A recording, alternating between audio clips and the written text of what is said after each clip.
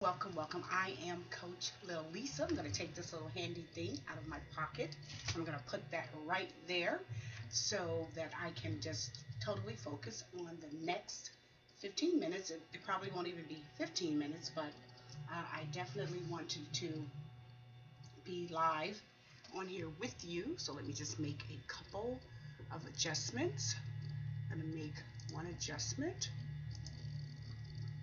Make sure that everyone who is tuned in gets to watch this session, and I am glad that you have decided to tune in and watch. We are live right here on YouTube, so you are watching live.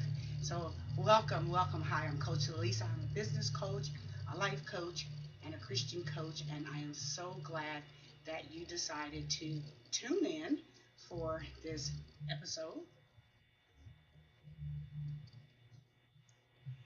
And okay, we don't want to hear that. And so, yes, we want to definitely welcome you here to Coach Lisa's TV. We are live, and today I want to talk about anything that can help entrepreneurs become successful. So, I want to go over two things that you need to get started with your own business. These two things are so essential that I felt it was necessary and important to bring them to you via this platform, via YouTube, via Google Hangout, and also live streaming. So first of all, we're very excited about streaming live. This is incredible. It's wonderful. It's awesome. I am right here in the comforts of my own home, in my home office, where I get to do all the wonderful things that I do. So let me just tell you a little bit about how I got started in this business to even want to bring videos live to you to teach you how to get started in your business. Well, it all started about, I guess, 50 years ago or more.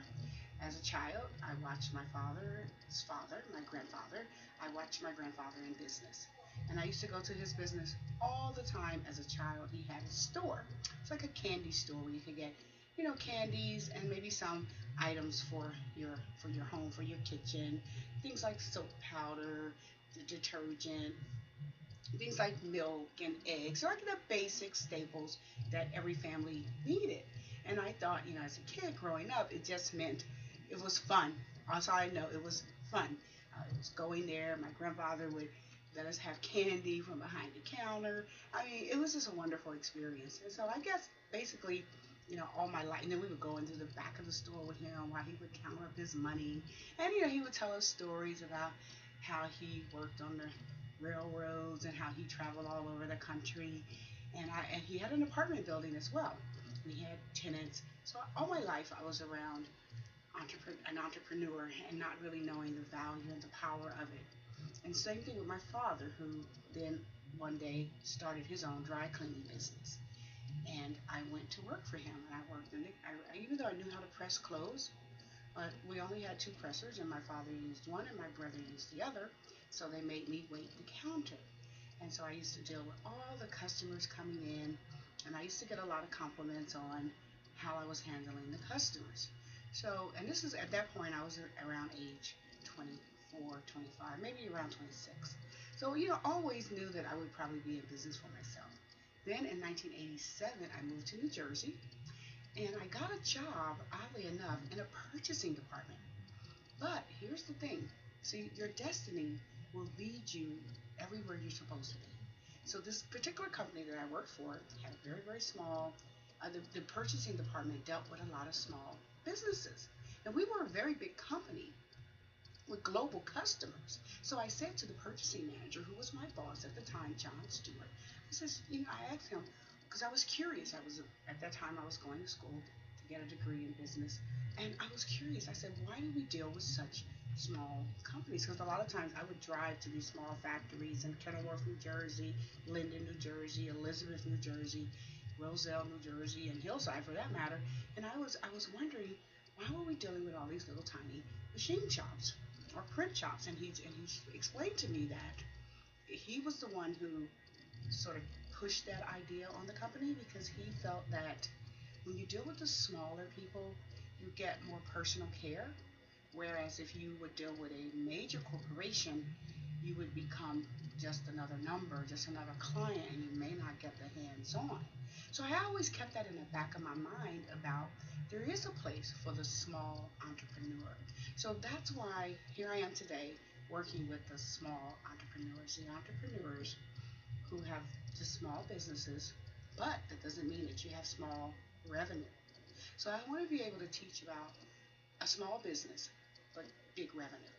And so that's how I came up with the whole concept of poverty, breaking the poverty mindset, and women leaders and entrepreneurs, and how to make money with your message, and some of the other messages that I have. If you go to coachlalisa.com, you will hear about some of those, or if you go to release-your-power.com, and you see some of the things I'm doing. Just wanted to give you a little background.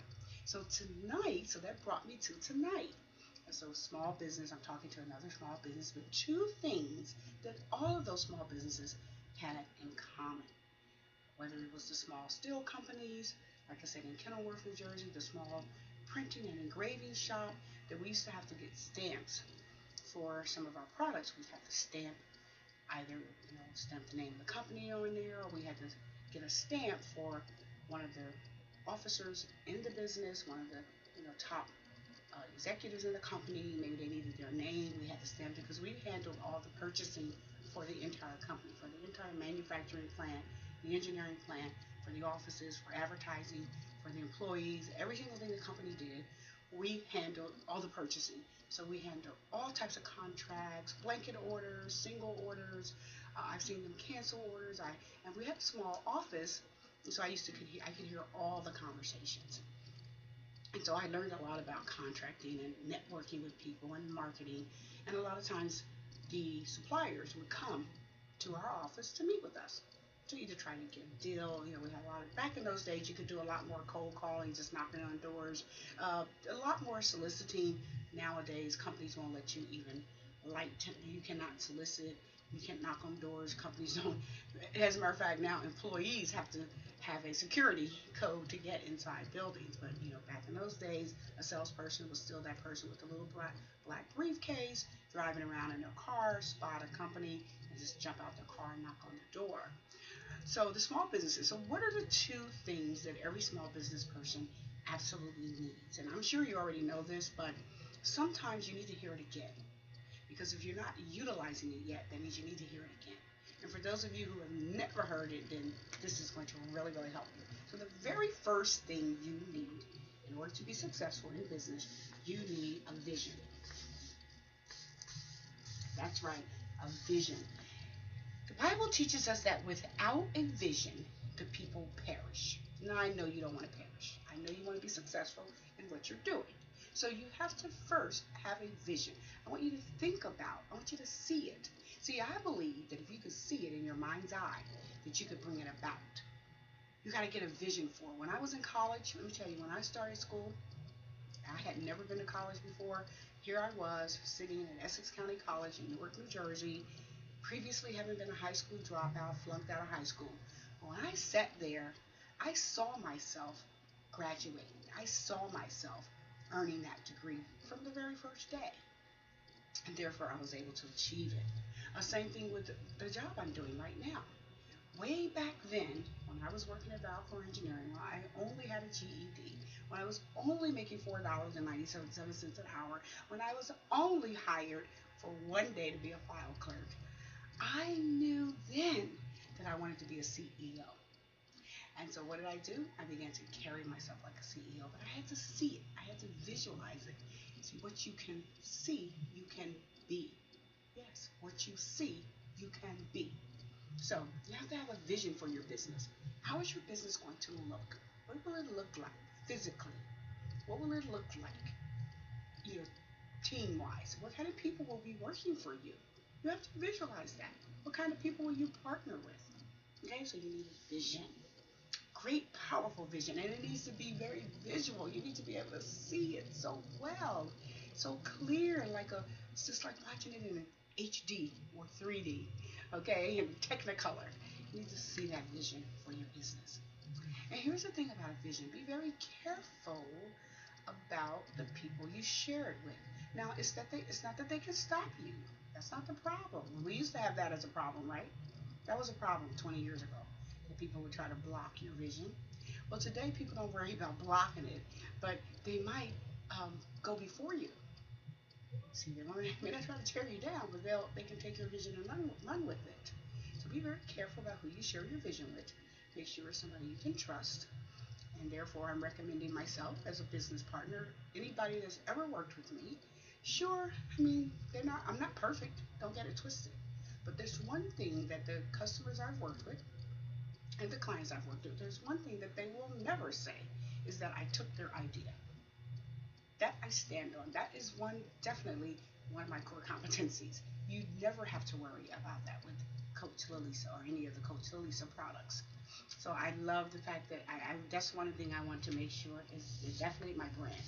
You will not have that problem. So I would love for you if you want to share your vision with me. And I think that's why some people do contact me to work with me, because they can know they can bounce ideas off of me that will still be their idea at the end of the day. Now, there are times, yes, because remember, I'm a thinker, so I may think a little bit faster than you. I may have already thought of it way before I met you, and unfortunately, I may beat you to the market with it.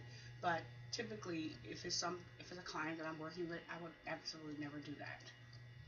And now, number two, the second thing that you absolutely have to have if you want to be in business, right? And you do want to be in business, don't you? And you want to be successful, yes. You don't want to put your money into something. You don't want to invest into something that's not a success. I mean, sure, it's a chance you take when you go into business for yourself. You don't have a steady paycheck coming. Like if you were working for someone else, you're going to get paid in 2 weeks, or you're going to get paid twice a month. You can count on that. But when you're in business for yourself, that's gone. That's not even there. You don't have anything you can count on. Even if somebody promises to pay you, even if you sign a contract, even if they give you a down payment, there's absolutely no guarantee that they're going to follow through with it or even go further with it at all. So the second thing you should do, you need to do, and I'm suggesting, is make a plan. So those are the two things that I wanted to share with you today. And in this short time, there's not a lot of time, can't share a whole lot with you, but I want to give you these two right here. Two things you need to do. Number one, you need a vision, strong, powerful, bold, clear, visual vision. And number two, you need a plan. You need a solid plan for how you're going to bring about this vision. Okay? So you need what? Number one, you need a vision. Number two, you need a plan. So I'm Coach Lalisa, your business coach. I would love to work with you. I would love for you to contact me if you want a free session. Please email me or go to my website and put your email in. Sign up for a free coaching session with Coach Lalisa. You can go to release-your-power.com, or you can go to womenleadersandentrepreneurs.com. Okay, so don't forget, we have other programs and trainings coming up, and I'm so excited that I can do this training with you right here on YouTube. So we've been live right here on Coach Lalisa's TV. Until next time, be powerful, be bold, get that vision down, get that plan down, and I'll see you for more tips on how you can be a successful business owner right here on Anything Entrepreneur. This has been Coach Lalisa. Anything Empowerment for today's woman. Yeah, you know what? I think I'm changing the name right there. Anything Empowerment. I want to empower you, empower women. Take care. God bless.